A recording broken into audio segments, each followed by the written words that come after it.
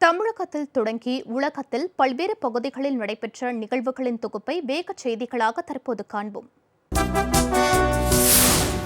முன்னாள் பிரதமரும் காங்கிரசின் மூத்த தலைவருமான திரு மன்மோகன் சிங்கிற்கு பிரதமர் திரு மோடி பிறந்தநாள் வாழ்த்து தெரிவித்துள்ளார். அவர் வெளியிட்டுள்ள ட்விட்டர் பதிவில் டாக்டர் மன்மோகன் சிங்கிற்கு பிறந்தநாள் வாழ்த்துக்கள் என்றும் நீண்ட ஆயுளையும் ஆரோக்கிய வாழ்வையும் இறைவன் தங்களுக்கு வழங்க பிரார்த்திப்பதாகவும் குறிப்பிட்டுள்ளார்.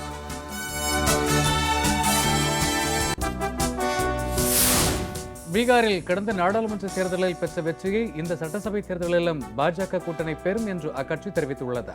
தேர்தல் அறிவிப்பு குறித்து செய்தியாளர்களை சந்தித்த பீகார் மாநில பாஜக பொறுப்பாளர் திரு பூபேந்தர் யாதவ் பீகாரில் 4/3 பெரும்பான்மையுடன் வெற்றி பெறுவோம் என கூறினார்.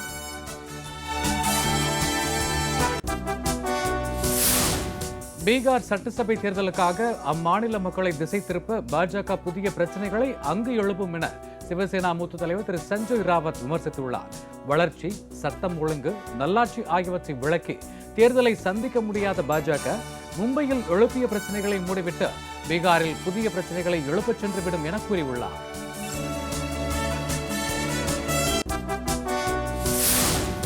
தீன் தயாள் உபாத்யாயாவிற்கு ஆதரவாக ட்விட்டரில் தான் தெரிவித்த கருத்தை தேசியவாத காங்கிரஸ் மூத்த தலைவர் திரு அஜித் பவார் உடனடியாக நீக்கினார். பாஜக உருவாக அடித்தளமாக இருந்த பாஜக ஜனசக்தியின் தலைவர் தீன் தயாள் உபாத்யாயாவின் பிறந்தநாளை ஒட்டி தனது கட்டுரையில் அவருக்கு ஆதரவாக கருத்து பதிவு செய்த திரு அஜித் பவார் சிறிது நேரத்திலேயே அதனை நீக்கினார்.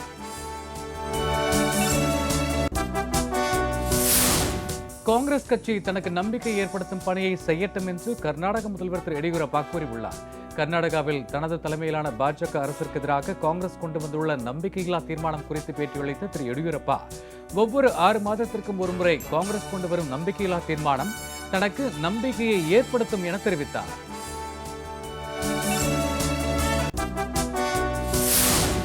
வேளாண் சட்டங்களால் ரேஷன் கடைகள் மூடப்படும் அபாயம் ஏற்படும் என புதுச்சேரி முதல்வர் திரு நாராயணசாமி தெரிவித்துள்ளார். சென்னை விமான நிலையத்தில் செய்தியாளர்களுக்கு பேட்டியளித்த அவர் வேளாண் சட்டங்கள் விவசாயிகளுக்கு பயன் தராது என்றும் நாட்டில் உள்ள ரேஷன் கடைகள் அனைத்தும் மூடப்படும் அபாயம் ஏற்படும் என்றும் இதனால் ஏழை எளிய மக்கள் பாதிக்கப்படுவார்கள் என்றும் கூறினார்.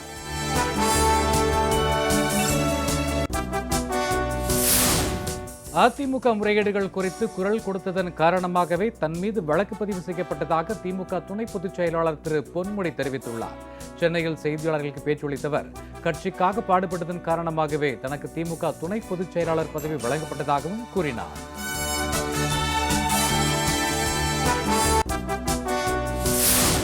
தமிழக சட்டப்பேரவைத் தேர்தலில் நாம் தமிழர் கட்சி தனித்து போட்டியிடும் என அக்கட்சியின் தலைமை ஒருங்கிணைப்பாளர் திரு சீமான் கூறியுள்ளார்.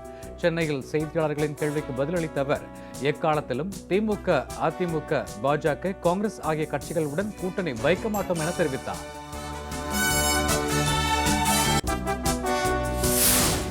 தமிழகத்தில் வரும் சட்டமன்ற தேர்தலில் திமுக கூட்டணியில் புதிய கட்சிகள் எதுவும் சேராது என்று விடுதலை சிறுத்தைகள் கட்சி தலைவர் திரு தொல் திருமாவளவன் கூறியுள்ளார். தமிழக சட்டமன்ற தேர்தல் குறித்து கருத்து தெரிவித்த அவர் பாஜகவை வீழ்த்தும் ஆற்றல் திமுகவிற்கே உண்டு என்று கூறினார். சட்டப்பேரவைத் தேர்தலில் தனி சின்னத்தில் விசிக போட்டியிடும் என்றும் அவர் தெரிவித்தார்.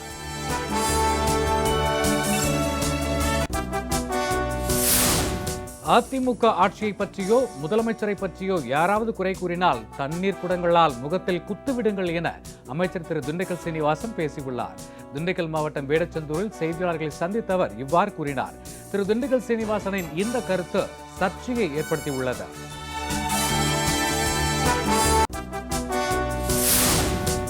ரவுடி கல்வெட்டு ரவியின் முக்கிய கூட்டாளியான ராஜா என்கிற ராஜசேகர் என்கின்ற ரவுடியை மாதவரம் பகுதியில் பதுங்கியிருந்த போது தனிப்படை போலீசார் கைது செய்து நீதிமன்ற உத்தரவுப்படி சிறையில் அடைத்தனர். கைது செய்யப்பட்ட ராஜா மீது வண்ணாரப்பேட்டை, குறுக்குப்பேட்டை, தண்டையார்பேட்டை, புது வண்ணாரப்பேட்டை காவல் நிலையங்களில் கொலை வழக்குகள் நிலுவையில் உள்ளது.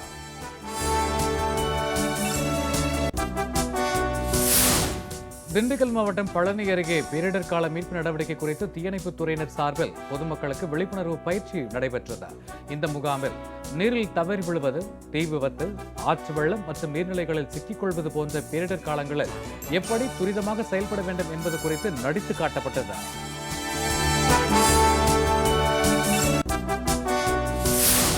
திருவண்ணாமலை மாவட்டம் வந்தவாசி அடுத்த தென்னாங்கூர் பாண்டுரங்கன் ருகமாயு ஆலயத்தில் பாண்டுரங்கநாதர் திருப்பதி வெங்கடாச்சலபதி அலங்காரத்தில் பக்தர்களுக்கு காட்சியளித்தார். மிகவும் புகழ்பெற்ற இந்த கோவிலில் இன்று புரட்டாசி 2ஆம் சனிக்கிழமையை முன்னிட்டு மூலவர் சங்கு சக்கரங்களோடு பஞ்சகல்ப திருமஞ்சன வஜ்ரங்கி சாத்திக் கொண்டு திருப்பதி வெங்கடாச்சலபதி அலங்காரத்தில் பக்தர்களுக்கு காட்சியளித்து அருள்பாலித்தார்.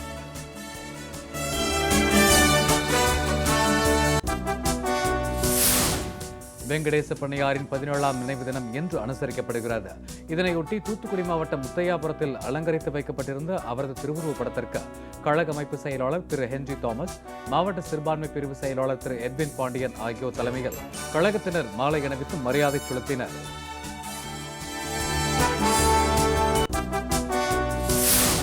திருவண்ணாமலை மாவட்டம் ஆரணி வட்டாட்சியர் அலுவலகம் முன்பு தமிழ்நாடு அனைத்து வகை மாற்றுத்திறனாளிகள் சங்கம் உள்ளிட்ட பல்வேறு அமைப்பினர் போராட்டத்தில் ஈடுபட்டனர்.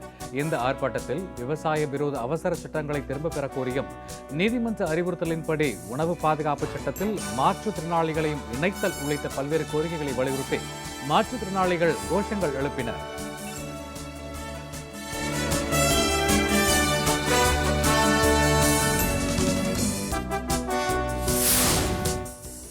இன்று புரட்டாசி 2வது சனிக்கிழமையை ஒட்டி 108 வைணவ ஸ்தலங்களில் முதன்மையானதும் பூலோக வைகுண்டம் என பக்தர்களால் அழைக்கப்படும் ஸ்ரீரங்கம் ரெங்கநாதர் ஆலயத்தில் அதிகாலை நடை திறக்கப்பட்டது.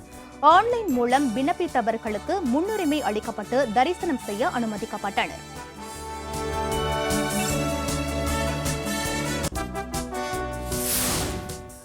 செங்கல்பட்டு மாவட்டத்தில் இன்று புதிதாக 282 பேருக்கு கொரோனா தொற்று உறுதி செய்யப்பட்டுள்ளது. செங்கல்பட்டு மாவட்டத்தில் கொரோனா பாதிப்பு அதிகரித்து வருகிறது. மொத்த பாதிப்பு எண்ணிக்கை 34,190 அதிகரித்துள்ளது. இதுவரை உயிரிழந்தவர்களின் எண்ணிக்கை 535 உயர்ந்துள்ளது. 31,020 பேர் குணமடைந்து வீடு திரும்பியுள்ளனர்.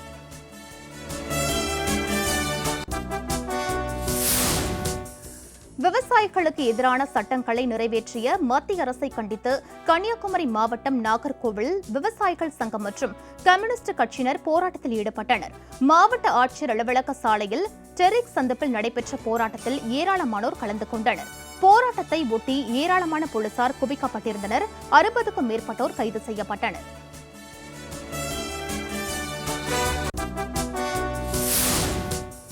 கிருஷ்ணகிரி மாவட்டத்தில் தொடர் மழை காரணமாக நிலக்கடலை மகசூல் குறைந்துள்ளதாக விவசாயிகள் வேதனையுடன் தெரிவித்துள்ளனர். சூளகிரி, போச்சம்பள்ளி, ஊத்தங்கரை மற்றும் அதன் சுற்று வட்டார பகுதிகளில் சுமார் 15,000 ஏக்கர் பரப்பளவில் விவசாயிகள் நிலக்கடலை பயிரிட்டுள்ளனர். நிலக்கடலை குறைந்த அளவில் விளைந்துள்ளதால் கவலையடைந்துள்ளனர்.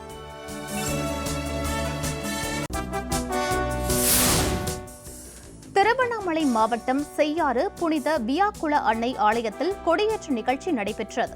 செய்யாறு புனித வியாக்குள அன்னை ஆலயத்தில் பங்கு பேரவையினர் முன்னிலையில் கொடியேற்றம் நடைபெற்றது. இந்நிகழ்ச்சியில் பங்கு தந்தை லாரன்ஸ் உள்ளிட்டோர் மெழுகுவர்த்தி ஏந்தியவாறு கலந்து கொண்டு கொரோனா நோய் தொற்று பரவாமல் இருக்க கூட்டு பிரார்த்தனை மேற்கொண்டனர்.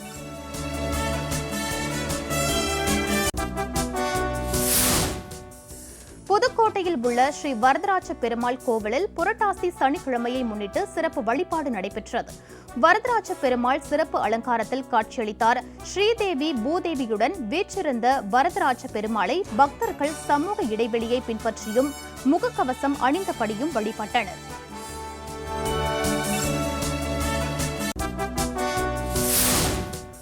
விருதுநகரில் தீயணைப்புத்துறை சார்பில் பேரிடர் மீட்பு பாதுகாப்பு ஒத்திகை நடைபெற்றது.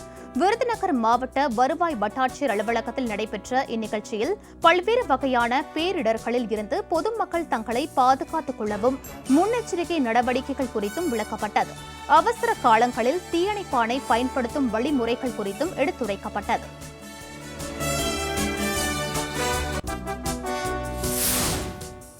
வேளாண் சட்டங்களை எதிர்த்து கிருஷ்ணகிரி அருகே தமிழக கர்நாடக எல்லையில் போராட்டத்தில் ஈடுபட்ட பட்டாள் நாகராஜ் உட்பட 500 பேரை போலீசார் கைது செய்தனர். கிருஷ்ணகிரி மாவட்டம் ஜுஜுவாடி அருகே உள்ள தமிழக கர்நாடக மாநில நுழைவு வாயில் பகுதியில் கர்நாடக மாநில விவசாயிகள் மற்றும் கன்னட செழுவழி அமைப்பின் தலைவர் பட்டாள் நாகராஜ் தலைமையில் 500க்கும் மேற்பட்டவர்கள் மத்திய அரசை கண்டித்து ஆர்ப்பாட்டத்தில் ஈடுபட்டனர். அவர்களை கர்நாடக போலீசார் கைது செய்தனர்.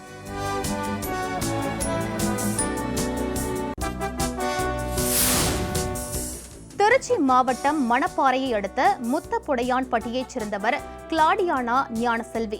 இவர் கல்லாமேடு பகுதியில் உள்ள அரசு ஆரம்ப சுகாதார நிலையத்தில் கிராம சுகாதார செவிலியராக பணியாற்றி வந்தார். பணி முடிந்து வீடு திரும்பிய போது இருசக்கர வாகனத்தில் இருந்து தவறி விழுந்தார். அப்போது பின்னால் வந்த அரசு பேருந்து மோதியதில் அவர் மகன் சம்பவ இடத்திலேயே உயிரிழந்தார்.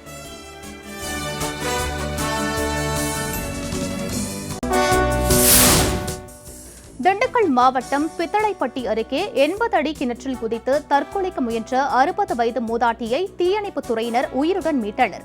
குடும்ப தகராறு காரணமாக ராஜாத்தி என்ற மூதாட்டி வீட்டருகே உள்ள 80 அடி ஆழமுள்ள கிணற்றில் குதித்து தற்கொலைக்கு முயன்றார். தகவல் அறிந்து வந்த தீயணைப்புத் துறையினர் மூதாட்டியை சிறு காயங்களுடன் மீட்டு மருத்துவமனையில் சேர்த்தனர். செங்கல்பட்டு மாவட்டம் திருக்கழுக்குன்றம் ஒன்றியத்தில் கூரை வீடுகளில் தீப்பற்றியதில் ஏராளமான பொருட்கள் சேதமடைந்தன. வழுவத்தூர் ஊராட்சிக்கு உட்பட்ட திம்மூர் கிராமத்தில் வசிக்கும் துரைக்கண்ணு, அவரது சகோதரர்கள் காத்தவராயன், குப்பன் ஆகியோரது கூரை வீடுகளில் திடீரென தீப்பற்றியது. மின்கசிவு காரணமாக தீ விபத்து ஏற்பட்டதாக கூறப்படுகிறது. இந்த விபத்தில் வீட்டில் இருந்த பொருட்கள் சேதமடைந்தன.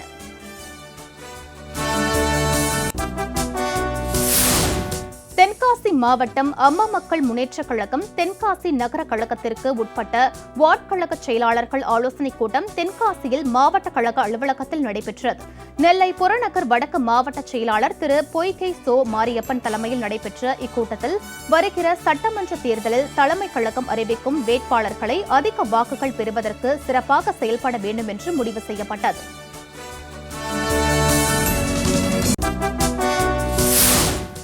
மத்திய அரசின் வேளாண் திருத்த சட்ட மசோதாவை கண்டித்து மயிலாடுதுறையில் பெரியாரிய இயக்கங்கள் சார்பில் கண்டன ஆர்ப்பாட்டம் நடைபெற்றது. மயிலாடுதுறை தாலுகா அலுவலகம் முன்பு பெரியாரிய இயக்கங்கள் சார்பில் கண்டன ஆர்ப்பாட்டம் நடைபெற்றது. இதில் மத்திய மாநில அரசுகளை கண்டித்து போராட்டத்தில் பங்கேற்றவர்கள் பதாதைகளை ஏந்தியும் கோஷங்கள் எழுப்பியும் தங்கள் எதிர்ப்பை பதிவு செய்தனர்.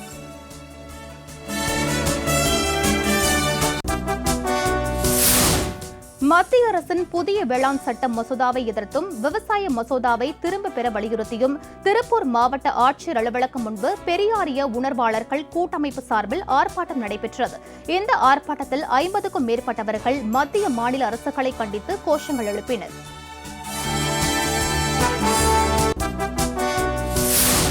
இன்று புரட்டாசி 2வது சனிக்கிழமையை ஒட்டி 108 வைணவ ஸ்தலங்களில் முதன்மையானதும் பூலோக வைகுண்டம் என பக்தர்களால் அழைக்கப்படும் ஸ்ரீரங்கம் ரெங்கநாதர் ஆலயத்தில் அதிகாலை நடை திறக்கப்பட்டது.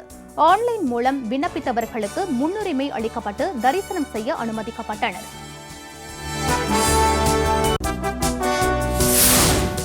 மத்திய அரசின் வேளாண் சட்டத்தை திரும்ப பெறக்கோரி புதுக்கோட்டையில் ஆர்ப்பாட்டம் நடைபெற்றது. புதுக்கோட்டை புதிய பேருந்து நிலையம் எதிரில் கம்யூனிஸ்ட் உள்ளிட்ட கட்சியினர் ஆர்ப்பாட்டத்தில் பங்கேற்றதுடன் சாலை மறியலிலும் ஈடுபட்டனர். மத்திய மாநில அரசுகளுக்கு எதிராக கோஷங்களை எழுப்பினர். அவர்களை காவல்துறையினர் கைது செய்தனர்.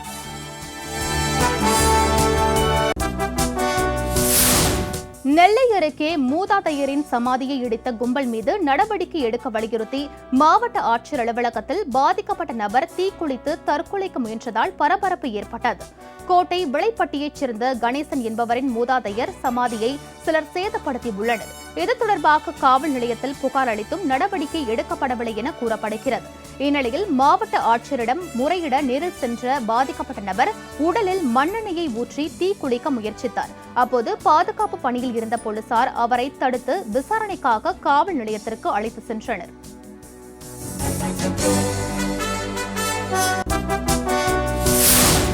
சென்னை திருவொற்றியூர் காலடிப்பேட்டை தனியார் குடியிருப்பு பகுதியில் மதில் சுவரை மாநகராட்சி அதிகாரிகள் எவ்வித முன் அறிவிப்புமின்றி திடீரென்று இடித்ததால் மாநகராட்சி மண்டல அலுவலகம் முன்பு அப்பகுதி மக்கள் மறியல் போராட்டத்தில் ஈடுபட்டனர்.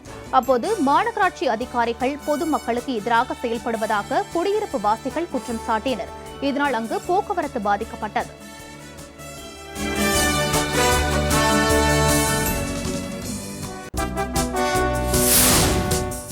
மதுரையில் அரங்கேறிய கத்தி குத்து சம்பவத்தின் சிசிடிவி காட்சி வெளியாகியுள்ளது. திருப்பரங்குன்றம் தாலுகா தணக்கன்குளம் பகுதியில் வசித்து வந்த சிவலிங்கம் என்பவரை அவரது தங்கை மகன் விஜயகுமார் கடந்த 15ஆம் தேதி வீடு புகுந்து கத்தியால் குத்தியதில் சம்பவ இடத்திலேயே அவர் உயிரிழந்தார். இது தொடர்பாக விஜயகுமார் உள்ளிட்ட 5 பேர் கைது செய்யப்பட்டனர். இந்நிலையில் இந்த சம்பவத்தின் சிசிடிவி காட்சி வெளியாகி பரபரப்பை ஏற்படுத்தியுள்ளது.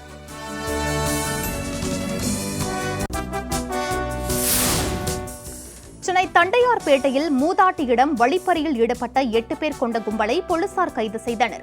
தண்டையார்பேட்டையில் வசிக்கும் 65 வயது மூதாட்டி பொன்னம்மாள் தனது வீட்டின் வாயிலில் சுத்தம் செய்து கொண்டிருந்தபோது வீட்டினுள் பதுங்கியிருந்த 2 மர்ம நபர்கள் அவர் அணிந்திருந்த 4.5 சவரன் நகையை பறித்து சென்றனர். சிசிடிவி பதிவை ஆய்வு மேற்கொண்டதில் சோழையப்பன் தெருவைச் சேர்ந்த பரத் மற்றும் ராகுல் ஆகியோர் செயின் பறிப்பில் ஈடுபட்டது தெரியவந்தது. இருவரையும் கைது செய்த போலீசார் அவர்கள் கொடுத்த தகவலின் பேரில் வண்ணாரப்பேட்டையைச் சேர்ந்த ராகேஷ், கார்த்திக், தனுஷ், சஞ்சய், விஜய், டியோ மணி உள்ளிட்ட 6 பேரை கைது செய்து 13 செல்போன்கள், நகை, கத்தி உள்ளிட்டவற்றையும் பறிமுதல் செய்தனர்.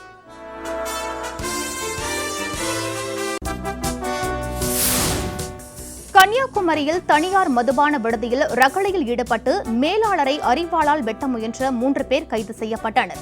விசாரணையில் அவர்கள் சென்னையைச் சேர்ந்த ஹரீஷ், ஆகாஷ், கிருஷ்ணன் என்பதும் வழிப்பறி மற்றும் கொள்ளை சம்பவங்களில் ஈடுபட்டு போலீசாரால் தேடப்பட்டு வரும் குற்றவாளிகள் என்பதும் தெரியவந்தது. சென்னையில் இருந்து தப்பி கன்னியாகுமரி மாவட்டம் சின்னமுட்டம் மீன்பிடி துறைமுகத்தில் தங்கியிருந்த மூவரிடமும் போலீசார் விசாரணை மேற்கொண்டு வருகின்றனர்.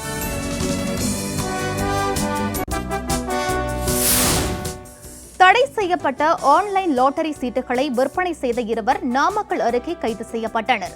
நல்லூர் கந்தம்பாளையத்தில் ஆன்லைன் லாட்டரி விற்பனை நடைபெறுவதாக கிடைத்த ரகசிய தகவலின் அடிப்படையில் பரமத்தி வேலூர் துணை காவல் கண்காணிப்பாளர் ராஜரான வீரன் தலைமையிலான போலீசார் தீவிர சோதனையில் ஈடுபட்டனர். அப்போது நல்லூர் பேருந்து நிறுத்தம் அருகே செயல்பட்டு வரும் கடை ஒன்றில் தடை செய்யப்பட்ட லாட்டரியை 2 பேர் விற்பனை செய்தது தெரியவந்தது. இதையடுத்து அவர்களை போலீசார் கைது செய்தனர். விசாரணையில் அவர்கள் பரமத்தி மரபாபாளையத்தைச் சேர்ந்த பிரகாஷ் மற்றும் கௌதம் என்பது தெரியவந்தது. இருவர் மீதும் வழக்கு பதிவு செய்த போலீசார் லாட்டரி விற்பனை நடந்த கடைக்கும் சீல் வைத்தனர்.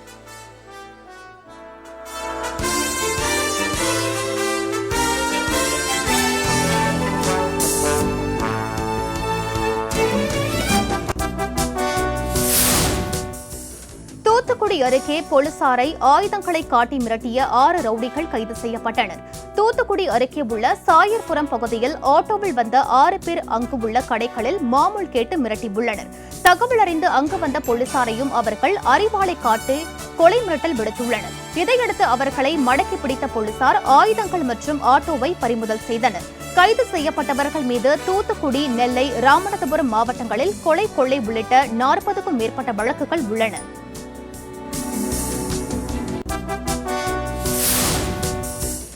திண்டுக்கல்லில் மணல் கடத்தி சென்ற அதிமுக பிரமுகருக்கு சொந்தமான லாரியை போலீசார் பறிமுதல் செய்தனர். திண்டுக்கல் மாவட்டம் பழனி அருகே நெய்க்காரப்பட்டி பகுதியில் தாலுகா போலீசார் ரோந்து பணியில் ஈடுபட்டிருந்தனர். அப்பொழுது அவ்வழியே வேகமாக சென்ற லாரியை தடுத்து நிறுத்தி சோதனை செய்தபோது லாரியில் முறைகேடாக மணல் ஏற்றி வந்தது தெரியவந்தது. இதையடுத்து லாரியை பறிமுதல் செய்த போலீசார் ஓட்டுநரையும் கைது செய்தனர். பறிமுதல் செய்யப்பட்ட லாரி நெய்க்காரப்பட்டி கூட்டுறவு சங்கத்தின் துணைத் தலைவரும் அதிமுக பிரமுகருமான இளங்கோவிற்கு சொந்தமான லாரி என தெரியவந்துள்ளது.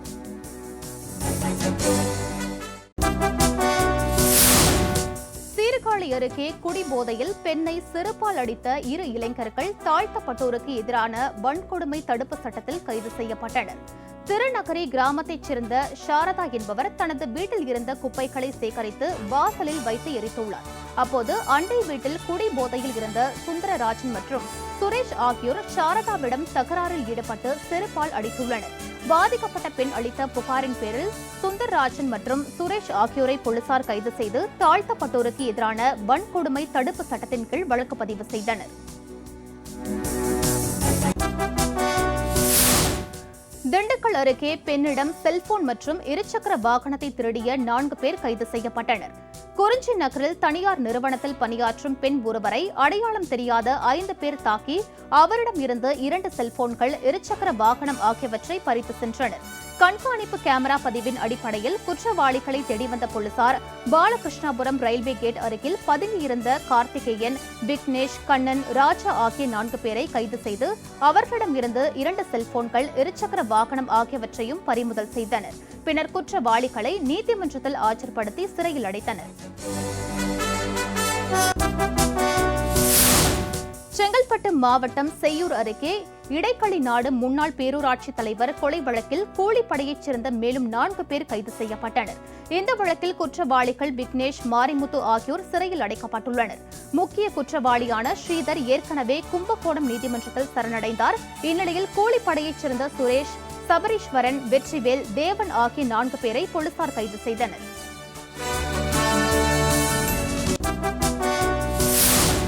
காரைக்காலில் முகக்கவசம் அணியவில்லை என கூறி முதியவரை நகராட்சி ஊழியர்கள் தாக்கிய சம்பவத்தின் சிசிடிவி காட்சி வெளியாகியுள்ளது. முதியவர் முகக்கவசம் அணியாததால் குற்றவாளி போல் விசாரித்தனர். மேலும் அவர் கையில் வைத்திருந்த பையை கீழே தள்ளி மிரட்டிய நகராட்சி ஊழியர்கள் முதியவரையும் தாக்கியுள்ளனர். மேலும் அங்கிருந்த இளைஞர்கள் எதற்காக முதியவரை தாக்கினீர்கள் என கேள்வி எழுப்பி வாக்குவாதத்தில் ஈடுபட்ட வீடியோவும் சமூக வலைதளங்களில் வைரலாகி வருகிறது.